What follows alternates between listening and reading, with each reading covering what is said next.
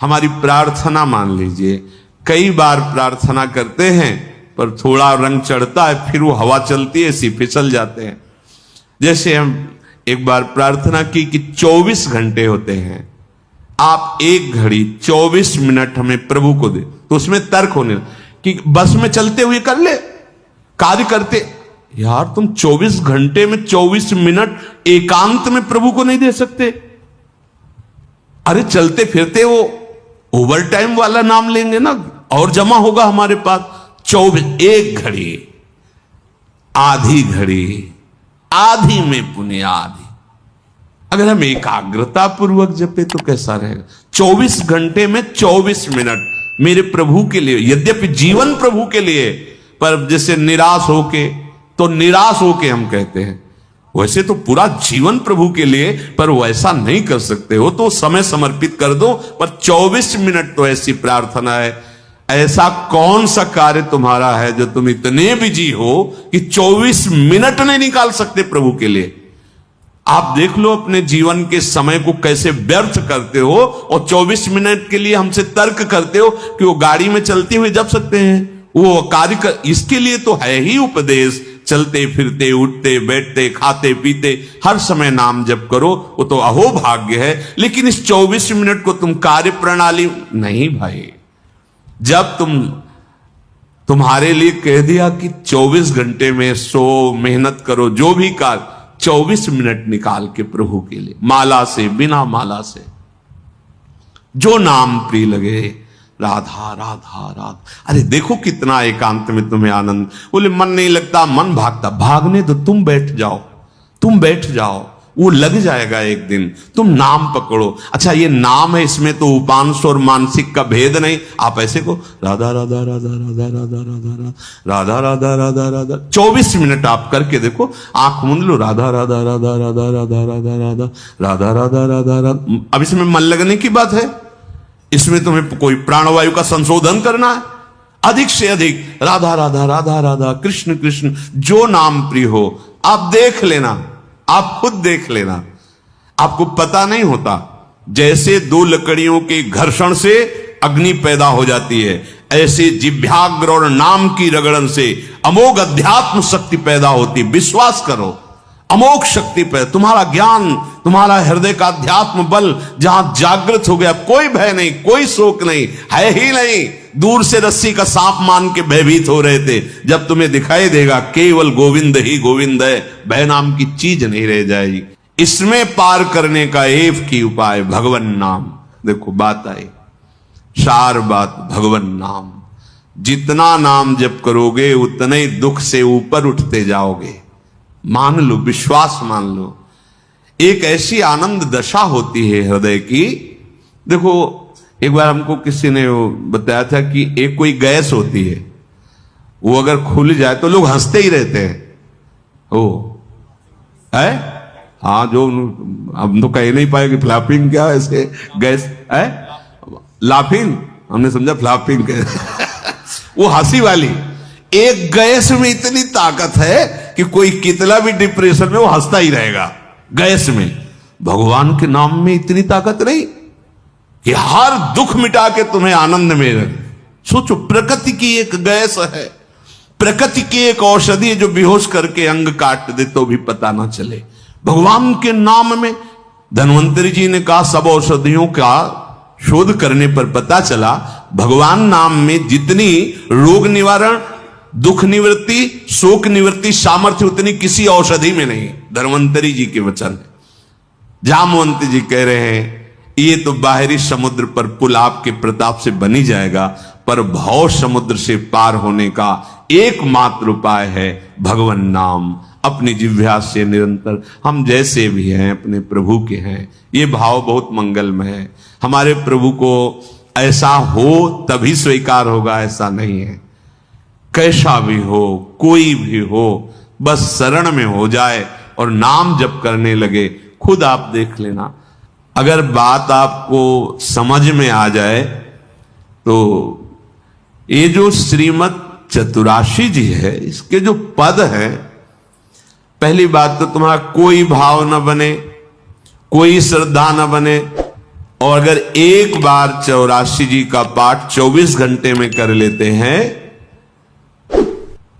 45 minute लगेंगे रफ्तार से करने में, थोड़ा आराम से गाएं तो 1 घंटा, और अपने लोग जैसे मस्ती से गाते हुए परिक्रमा लगाते तो 1.25 घंटे में पूरा से आराम।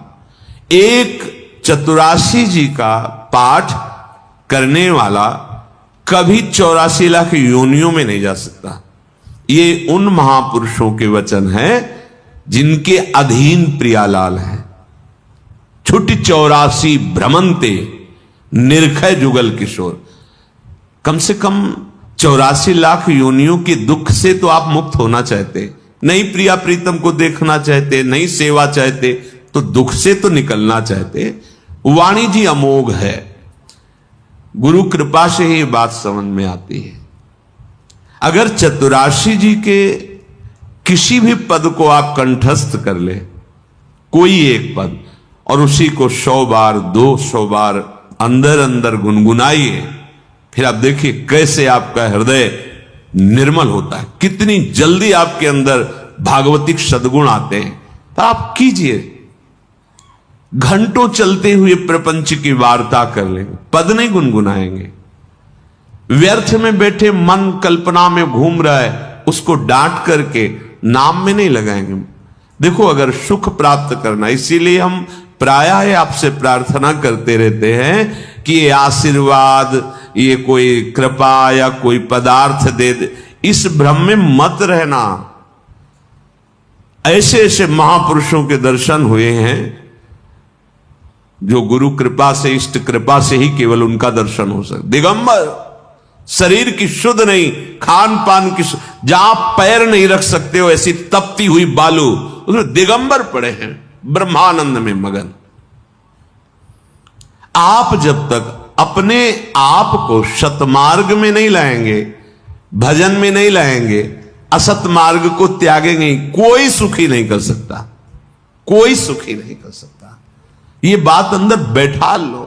कौन काहू के सुख दुख कर दाता, निज कृत कर्म भोग सुन भ्राता। इसलिए शरीरम श्री वृंदावन भुवि सदा स्थापे, मना सदा पार्श्वे वृंदावन रसिकयोर न्यस्य भजने। आहा, जो युगल सरकार के भजन में रसिक जन डूबे हुए हैं, मन उनकी आज्ञा में दे दीजिए। अर्थात जैसा वो उपदेश करते हैं वैसे ही मन को चलाइए, तो निश्चय भजन है, वो भजन में समर्पित हो जाएगा। वचस्तत् केली नाम नवरत गाने रमय तत्। वाणी से उनकी केली रस का गान, बड़ा सुख मिलता है श्यामा श्याम को, सबसे बड़ा सुख मिलता है जब उनकी लीला का गायन करके सुनाते हो। जैसे आप गा रहे हो, आज निकुंज मंजु में खेलत नवल किशोर नवीन किशोरी, अति अनुपम अनुराग परस्पर सुना भूत भूतल्प। ये जोरी मुस्कुराती है प्रिया प्रीतम की। बस ये जहां प्रसन्न भये तो क्या होता है, जब राधिका श्याम प्रसन्न भये तो नित्य समीप सुख खींच ले। बस हमारी बात बन गई, हमारे मन को समीप। तो किशोरी मात मानम किमेश कुमारी नुकले, श्री लाडली जी के समीप उनकी सेवा की भावना और भाव देह दोनों प्राप्त हो जाता है। जब लाडली जी घसीट लेती है तो सेवा की भावना और सेवा जिससे संपादित होती, वो देह, जो सेवा संपादन की देह है, वो सच्चिदानंद है, पार्थिव देह नहीं, जन्म मरण वाला मलमूत्र बनाने वाला शरीर नहीं, चिदानंद दे। तब वो देख पाता है, जो यहां श्रीपाद के सदा पार्श्वे, वो देख पाता है अपनी प्राणेश्वरी स्वामिनी के पार्श्व में विराजमान। कैसा अद्भुत सुख। पर वचस्तत् केली नाम नवरत, नवीन नवीन सुख का अनुभव होना चाहिए, तभी मानना हृदय निर्मल हो। एक पद को 100 बार गा रहे तो हर बार आपको नया रस मिल रहा है। नाम जब पे हर बार नया सुख मिल रहा है नाम से, राधा राधा राधा, हर बार एक नया अनुराग पैदा हो रहा है नाम के प्रति, नई आसक्ति पैदा हो रही है। कथा पीयूषादौ श्रवण युगल प्रीति विकलम, जब आप प्यारे जू की रूप माधुरी, गुण माधुरी, लीला माधुरी सुनेंगे तो कह रहे प्रीति विकलम, निश्चित ऐसे प्रेम विह्वल कर देने वाली वृत्ति पैदा होगी। ये काम क्रोध लोभ मोह मद मत्सर, ये राग द्वेष मान अपमान दुख सुख, ये छू ही नहीं जाएगा। आप इतनी ऊंचाई पर होंगे आपके हृदय की भूमिका कि आपका स्पर्श नहीं कर सकते हैं। ये हुआ आशीर्वाद, ये हुआ संत समागम, ये हुआ मनुष्य जीवन का परम लाभ। इसलिए धैर्य पूर्वक चलो, ये आशा मत करो कि तुम्हें कोई महान भक्त कहे, महान संत कहे तो तुम संत हो, तुम्हारा भजन सार्थक। कोई तुम्हें पाखंडी कह दे, गाली दे दे, निंदा कर दे तो भजन का हमें कोई फल ही नहीं मिला क्योंकि लोग गालियां दे रहे। देखो हमें भजन का फल मिला क्योंकि लोग प्रणाम। ये माया का आखिरी अस्त्र है। कंचन कामिनी कीर्ति, सब रूपों में भगवान इतने रूपों में आके हमें दर्शन दे रहे, दुलार कर रहे, हमें उनके चरणों में प्रणाम करना। मेरे प्रभु इतने रूप धारण करके प्यार कर रहे, भावना अपनी कहीं अहम जनित ना हो जाए कि मैं साधक हूं, मैं भजनानंदी महात्मा हूं, मुझे लोग नमस्कार करते प्रणाम करते, फिर मार्ग आगे का रुक जाएगा। इसलिए कह रहे निरपेक्षः, समस्त निरपेक्षः। ए नमस्कार प्रणाम, नाना प्रकार की प्रशंसा या कोई आश्चर्यजनक सिद्धियां तुम्हारे अंदर आ रही, सबसे निरपेक्ष रहो, इनका प्रयोग मत करना। तभी तुम श्री जी की सेवा का अधिकार, जो सच्चिदानंदमय जीवन है, वो तुम्हें प्राप्त हो जाएगा। सहज में आनंद की वर्षा करने वाली। अब ये सहज शब्द से हमारा परिचय नहीं तो लगता है बिना क्रियाओं से क्या हो जाएगा। जैसे कोई कहता है कि क्रियाओं से क्या हो जाएगा, हमने विचार करके देखा है, सत क्रियाओं से बुद्धि पवित्र होती है, असत क्रियाओं से बुद्धि गंदी होती है। गंदी बुद्धि का गंदा निश्चय होता है, पवित्र बुद्धि का दिव्य निश्चय होता है। बस इतना हुआ क्रियाओं से। और बुद्धि का जब परमात्म स्वरूप में निश्चय होता है तो बुद्धि बुद्धि नहीं रह जाती, वो कृष्णाकार हो जाती, भगवदाकार हो जाती। यहीं से परमानंद की अनुभूति प्रारंभ होती है। जो क्रियाओं से बुद्धि को पवित्रता मिलती है वो साधु समागम से एक क्षण में मिल जाती है। विश्वसनीय श्रद्धावान एक क्षण में अपनी बुद्धि को उतना पावन कर लेता है जो बहुत वर्षों तक तीर्थ और सत्क्रियाएं की जाए तब बुद्धि पवित्र होती, वो साधु समागम से एक क्षण। इसीलिए व्रतानि यज्ञ छंदांसि तीर्था नियमा यमा यथा वरुंधेत सत्संगा सर्वसंगोपहो हिमाम। सत्संग के बराबर किसी को नहीं रखा गया। व्रत नियम तीर्थयाटन वेदों का स्वाध्याय दान पुण्य ये सब एक तरफ और साधु समागम एक तरफ। एक क्षण में बुद्धि को इतना पावन कर दे कि वो प्रभु प्यारे लगने लगे, अपने दोष अपने को चुभने लगे, असहनीय हो जाए। ये साधु समागम का ये आशीर्वाद है, ये कृपा है, ये फल है। मांगने की जरूरत नहीं है। आप श्रद्धा विश्वास पूर्वक साधु समागम करें तो ये आपके अंदर आने लगेगा। ये जो हमारे अंदर क्षोभ पैदा होता है किसी भी विषय से, ये अज्ञान से होता है, ये किसी के आशीर्वाद से नहीं मिटेगा। बड़ा आश्चर्य लगता है कि समझते नहीं। आप आशीर्वाद दे दो हमारा मन शांत हो जाए, कोई आशीर्वाद नहीं है। भ्रम में मत फंसना, बात समझना पड़ेगा। आपको विवेक के द्वारा आपको अपनी बात काटनी पड़ेगी, तब आपको शांति मिलेगी। तात्कालिक शांति, जैसे कोई बहुत थका हुआ पथिक आया, वातानुकूलित कक्ष में बैठ गया तो उसको तात्कालिक शांति मिलती, लेकिन स्थायी नहीं। ऐसे ही आप संसार से भटकते हुए जले हुए अशांत आए, संत महात्माओं के दर्शन के सभा में बैठे, आपको एक शांति मिली, स्थायी नहीं है। ये स्थायी तब होगी जब उनकी बात मानकर आप अपनी बुद्धि को उस मार्ग में चलाएंगे। ये प्रभाव तात्कालिक है। आपको ये जो आनंद की अनुभूति, एक शांति, एक विशेषता, ये प्रभाव है यहां का। लेकिन ये प्रभाव स्थायी बना रहे असंभव, क्योंकि त्रिगुणों का चक्र चलता रहता है, सतोगुण, रजोगुण, तमोगुण, ये हृदय में चलता रहता है। जब तक आप उपासना के द्वारा त्रिगुणातीत नहीं हो जाते, कामना किए हुए उसके लिए विश्व का विस्मरण करना है।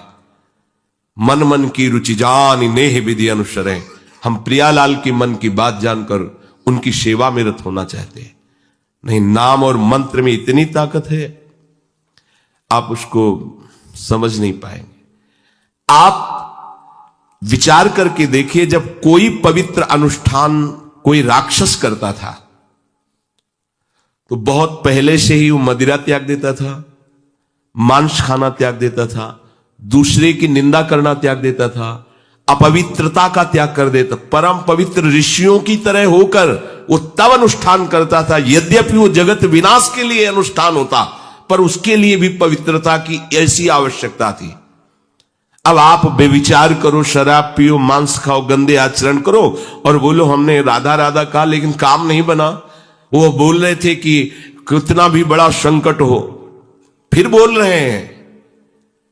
अगर भयानक से भयानक विपत्ति को ऐसे न नष्ट कर दे तो बता देना, कृष्णाय वासुदेवाय हरे परमात्मने प्रणतः क्लेश नाशाय गोविंदाय नमो, इसका जप करो।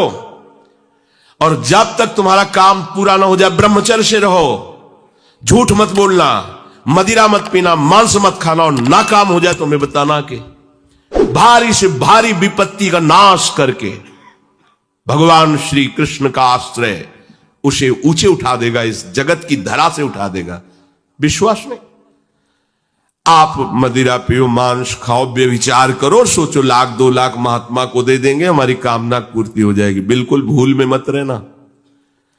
आपको संशय होता है नाम पे, संशय होता है मंत्रों पे, संशय होता है शास्त्र के विधान पर। आप चलते हो शास्त्र विधान से? कहां चलते हो? अरे हम जब कह रहे हैं कोई राक्षस भी अनुष्ठान करता था तो वो इन नियमों का पालन करता था। इतना अनुष्ठान में कि मेघनाथ को पैरों से मार रहे हैं बंदर भालू, पर वो ना मंत्र छोड़ रहा है, ना हिल रहा है, ना उनकी तरफ देख रहा है। इतना सहनशील होना चाहिए अनुष्ठान के लिए। किसी कामना की पूर्ति के लिए सांगोपांग अनुष्ठान करो, भला कामना की पूर्ति ना हो जाए? नहीं। आप शास्त्रों में पढ़ के देखो, संतान उत्पत्ति के लिए कैसे व्रत, पयोव्रत का कैसे अनुष्ठान किया। पवित्र रह करके इतनी इतनी मात्रा में ये आहार लेना, इस मंत्र का जब भगवान गर्भ में आ गए, क्या चाहिए तुम्हें? भारी से भारी विपत्ति को दूर करने के लिए आर्त भाव से पुकारो भगवान को। तुम्हें धनी बनना है, अनुष्ठान कीजिए। हम कह रहे किसी विशेष मंत्र आदि की तरफ ना बढ़िए, बोलिए राधा राधा। क्या चाहिए आपको? कृष्ण कृष्ण बोलिए। सब मंत्रों का सार है नाम में, आप बोलिए तो नाम। पवित्र होइए, गंदे आचरण छोड़िए। क्या चाहिए आपको? भगवान का नाम जहां गूंजता है वहां ऐश्वर्य अपने आप चरणों में लौटता है। अब छल कपट करो, हिंसा करो, गंदे आचरण करो, सोचो हम बहुत बड़े धनी बन जाएं, तो दुष्कृति का फल दरिद्रता और दुख होता है। सुकृत का फल ऐश्वर्य और सुख होता है। अब लगाओ तुम कांटेदार वृक्ष और चाहो कि हमको रसीला फल प्राप्त हो, तो इसे मूर्खता ही कहते हैं। फिर दोष देता है काल, कर्म, ईश्वर को, शास्त्रों को, मंत्रों। अरे कुछ नहीं, नाम मंत्र में जरा सी भी अनुष्ठान में त्रुटि हो जाए तो उसका फल बदल जाता है। आप कहां अनुष्ठान कर रहे हैं? कौन सा अनुष्ठान कर रहे हैं? सबसे पहला नियम अनुष्ठान का होता है पवित्र आचरण, ब्रह्मचर्य, सत्यवाद, पवित्र भोजन, संयम से। कोई भी अनुष्ठान कर, किसी भी विषय का अनुष्ठान करके देखो, अभी हो जाएगा। ये तो हमसे नहीं होगा, तो फिर आप बड़ी बड़ी कामनाएं करते हो, हवा में कामनाएं पूर्ण हो जाएंगी। किसी की भी काम, किसी का भी महाबली या तेजस्वी पुत्र पैदा हुआ, उसको देखो कैसे रहा है, उसकी माता पिता कैसे आचरण किए हैं। 10,000 वर्ष तक भगवान श्री हरि में मन लगाकर निरंतर मंत्र जपने पर कश्यप और विंता जी ने भगवान गरुण जी को प्रकट किया। भगवान गरुण जी श्री हरि के वाहन, प्रथम पुत्र अरुण जी जो सूर्य के सामने बैठे हुए हैं, सारथी बने 10,000 वर्ष। करदम जी भारी तपस्या करके पत्नी प्राप्त कर रहे हैं, तो भगवान स्वयं कपिल देव जी के रूप में अवतार ले रहे हैं। बिना भजन के, बिना पवित्रता के, बस कामनाओं की पूर्ति, हवा में कामनाओं की पूर्ति हो जाएगी। मनमानी आचरण, कुछ नींबू काट दो, उसमें सिंदूर रख दो, या कलावा बांध दो, या अंगूठी बांध लो, या जंतुर मंत्र बांध लो।